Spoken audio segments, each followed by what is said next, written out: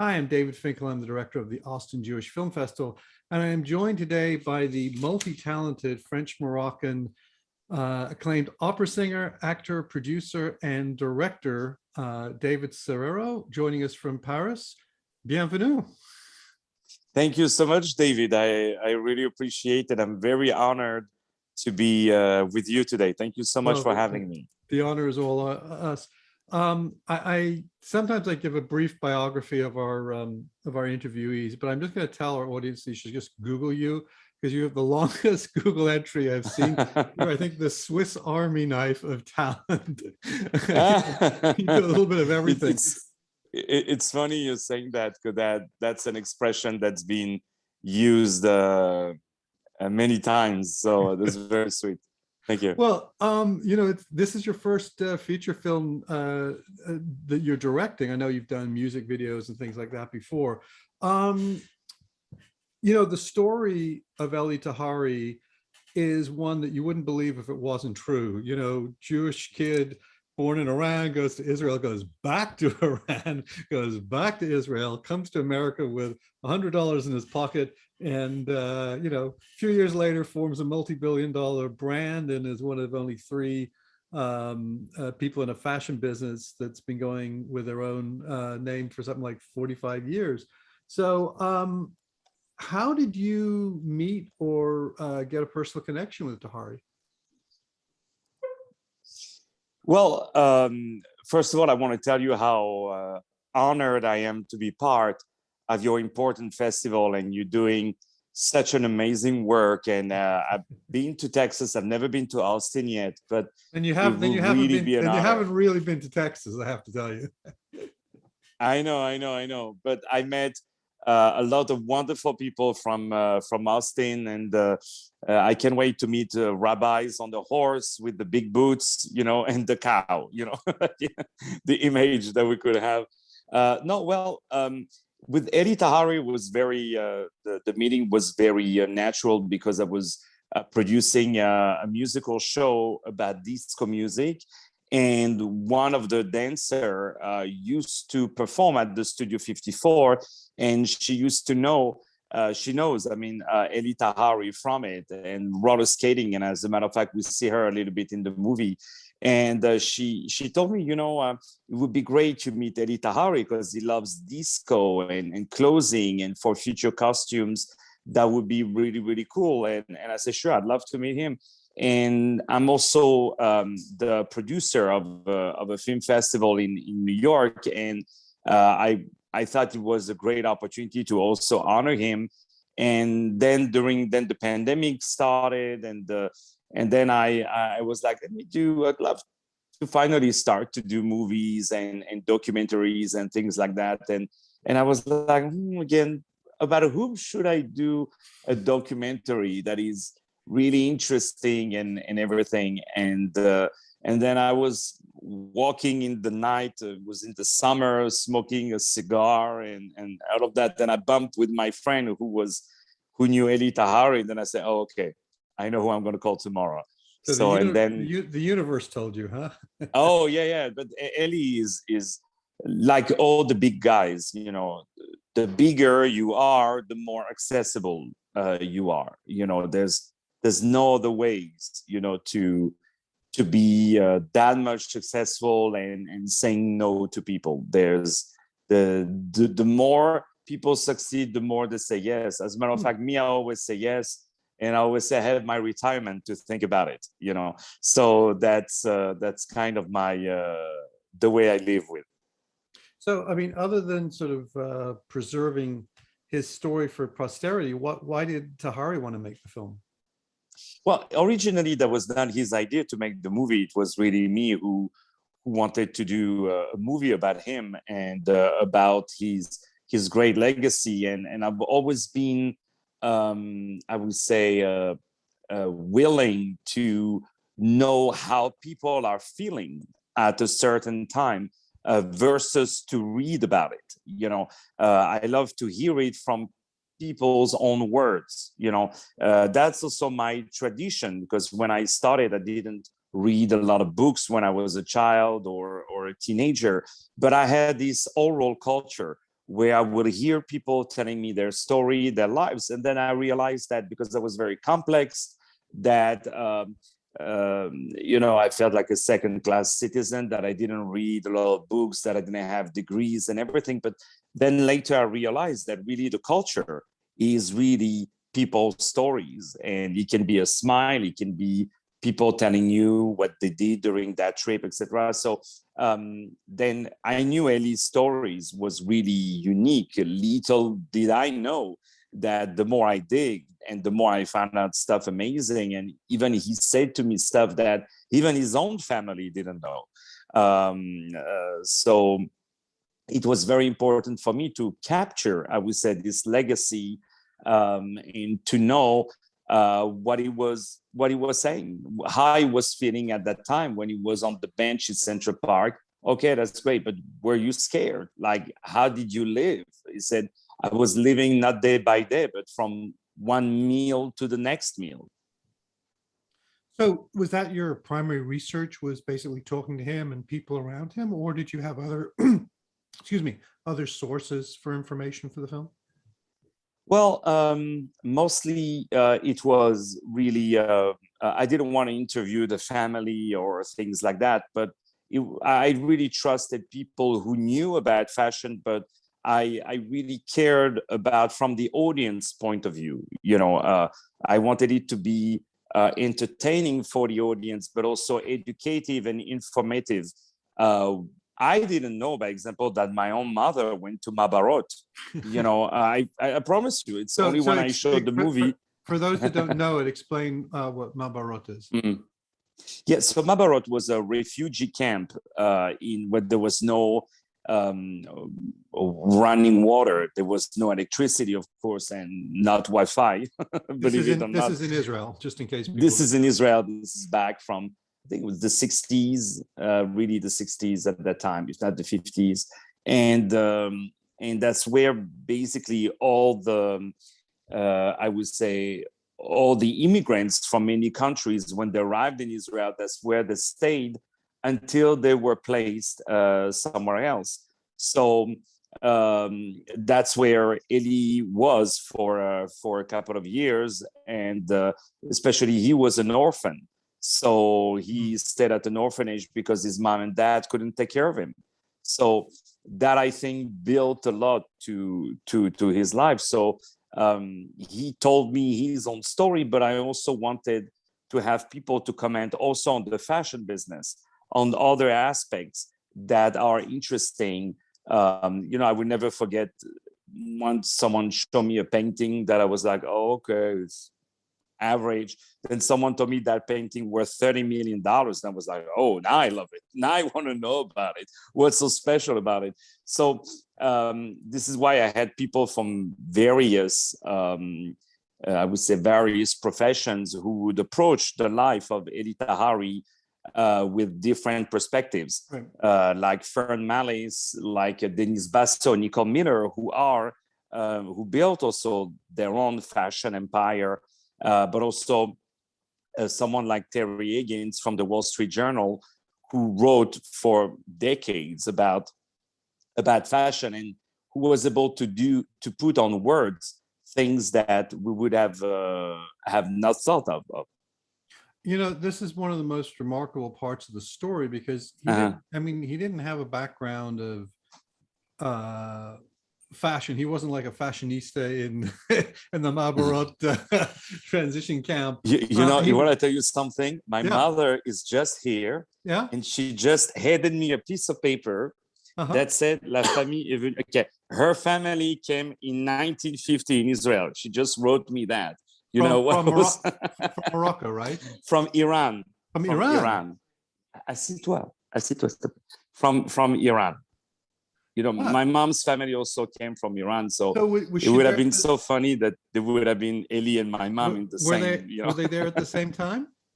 But we don't really know. We have to check with the years, because my mom doesn't remember exactly. But it was 1950 exactly. So Elie, I think it was a little bit later. I think 1956. I think something like that. Your father comes from Morocco, though, is that right? My dad is from Morocco, absolutely. So My dad had it a little bit easier. He went to Morocco when he was from Morocco to Israel, and then from Israel he met my mom, and then after he moved to France. So you have solid Mizrahi lineage. Yeah. Oh, yeah. Very Mizrahi. Very Mizrahi. When you set about making this film, did you always know that you wanted it to be a documentary? I mean, this story is so dramatic, I suppose, is one way to put it. Did you ever think that you might want to make a narrative fiction film from it? Oh, absolutely. So for me, originally, the documentary, not to be insulting, but for me, documentaries to me was the easiest thing, because you would do just an interview and then add some some archives, and that's it, versus doing a movie. And then I realized that documentary are way more difficult than doing a regular movie, because many times you want to find an archives that will illustrate what you're talking about. While if it was just a regular movie, you put two actors, say the lines, and then that's it. But here it was really, really, it was really, really difficult, because there was so much. Okay, much is giving me new papers. Okay, assis-toi. Okay, okay, stop. Okay. She can join the interview if she wants it. No, because it's Sunday and it's all raining and everything in Paris, and I was like, let me go to see my mom, because I was away. I was filming in Madagascar for 2 weeks. If you would see her walking, in a pajama to come to hand me papers, you will laugh out loud.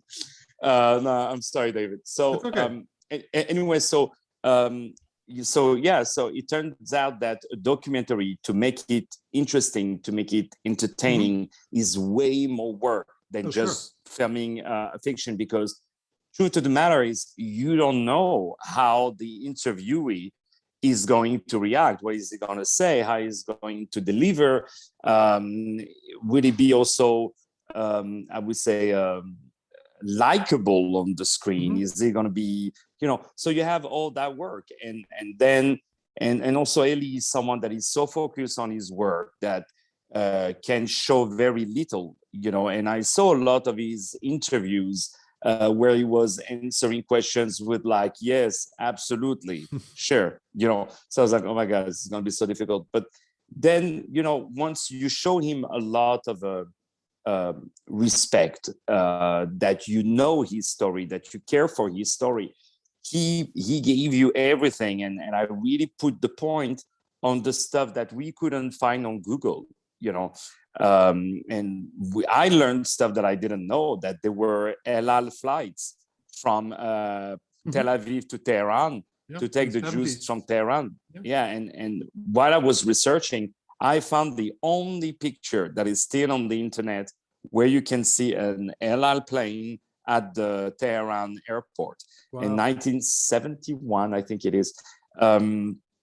So that was maybe before 71, I think. So it was very, very, very, very interesting thing where we learned about, because it was at the crossroad of so many communities and so many people's history. So it was really, really interesting for me. And definitely it's a big movie material. And as a matter of fact, the one of the national television of Israel, and the people who actually finance Fauda, the TV series, they already made me an offer to adapt it as a TV series for 8 episodes. I think it could be really interesting.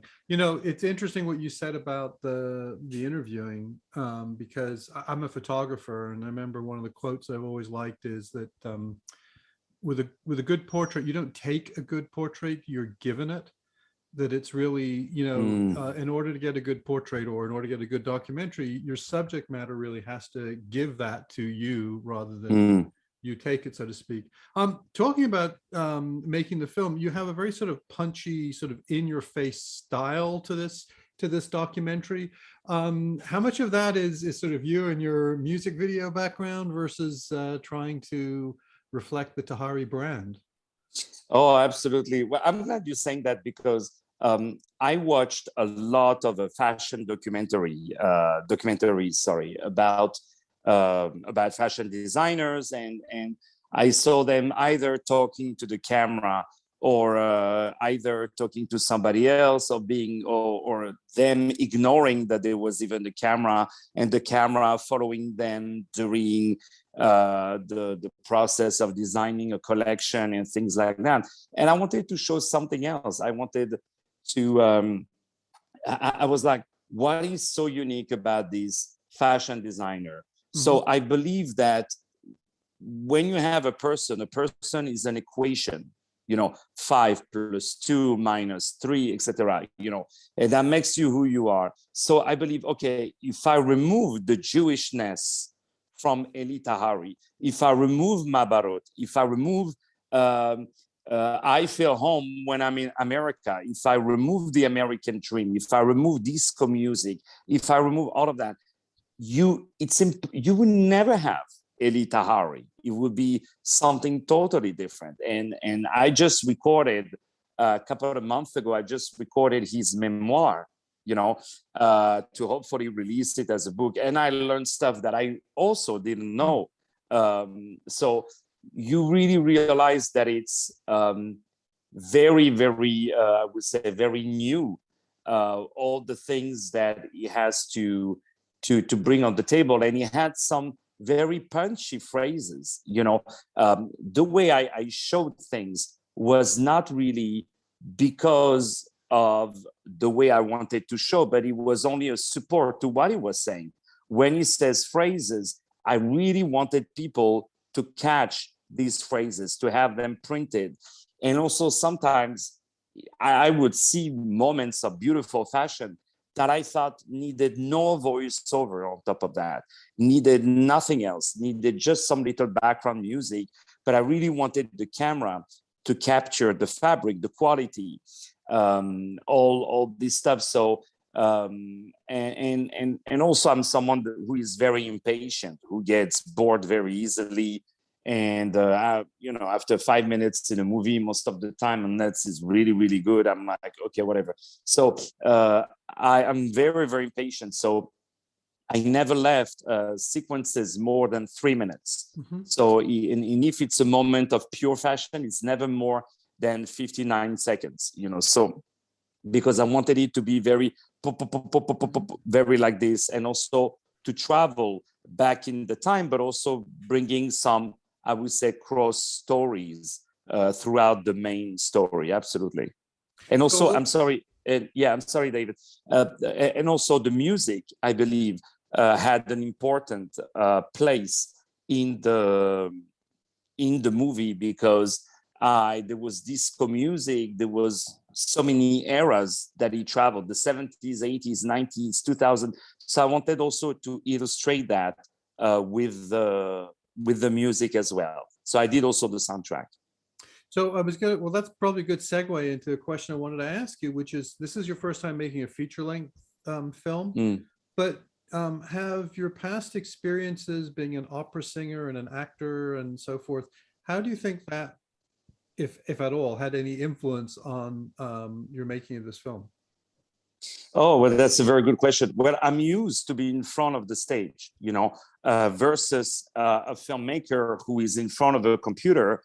And then some of them do some test screenings so they can have some updates. But by that time, they have a design of the movie that is so strong in their heads that they don't want to change anything. The way I did was more almost like a comedian, which was to try out the movie. So I must have done, I don't know, like I must 10 different versions. So there are stuff he said at some point that I thought was funny, but then someone told me something. I was like, yeah, maybe for that it's not so good. So, and then people told me at the beginning, I didn't want to interrupt the narrative of his story with some fashion moment.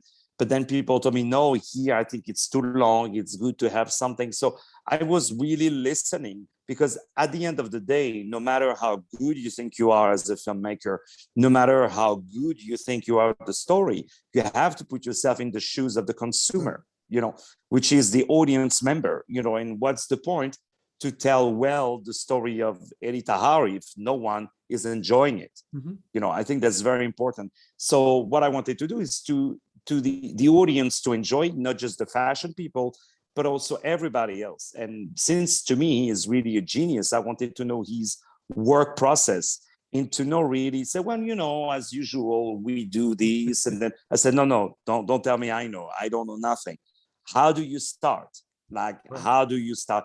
Well, we take colors. I said, no, before that, how do you start from here to here?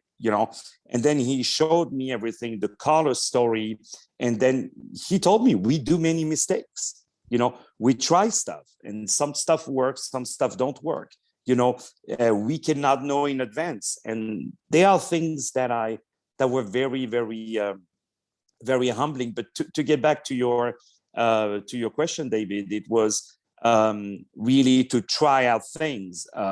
In some moments, I realized, well, you know what, they're not so good, so I removed it. Then I wanted to do some jokes, and then I was like, that's not about doing jokes. It's more about telling a story. So but I wanted to keep some of the comedy to have a feeling good moment, I would say. So I would say the fact that I'm used to have the audience reaction, and the fact that the audience, you can try stuff.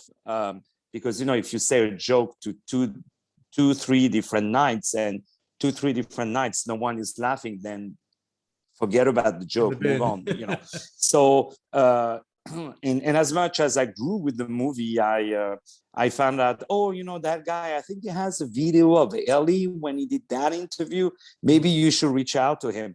And, so that's the good thing when you're also doing the editing, is that I have the whole movie in my computer. And if tomorrow a festival tells me, we just want a 30 minutes version of the film, no problem. I edit and send you something else. Someone just sent me a video of him receiving an award. And instead I had a photo of it. So I was like, no problem. I can edit it and I can continue like that forever. That's also the good things. By example, my film was selected in the biggest Iranian film festival in America, which is in San Francisco. That was really something big for, I think, the story when you think about it. And I was sure that they were going to tell me, okay, remove Israel, remove when he was at the Israeli army, remove all of that. And as a matter of fact, they didn't ask anything. So they showed the movie the way it was. So that's one of the amazing things I think about film. We actually have 2 other films that have